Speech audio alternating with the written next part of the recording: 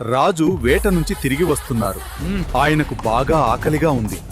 కానీ మాంసం ఇంకా వండలేదు. పూర్తిగా పచ్చిగా ఉంది. ఈరోజు నా ప్రాణం పోతుంది. మాంసం వేరుగా వండాలా? సమయం లేదు. అన్నం వేరుగా వండాలా? అయితే రుచి ఎలా వస్తుంది? పచ్చి మాంసాన్ని నేరుగా హ్యాండీ కింద ఉంచాను. పెరుగు, కుంకుమపు పువ్వు, వేయించిన ఉల్లిపాయలు, పుదీనా నెమ్మదిగా మంటపై 1 గంట ఉంచాను. లోపల ఏమి జరుగుతోందో ఎవ్వరికీ తెలియదు. పైకి సగం వండిన అన్నం పరిచాను. పిండితో హ్యాండీని గట్టిగా మూసేశాను. ఇలాంటి బిర్యానీ ఎప్పుడూ తినలేదు అన్నారు. అలా ఒక చిన్న పొరపాటు ప్రపంచంలోనే ప్రసిద్ధమైన బిర్యానీగా మారింది.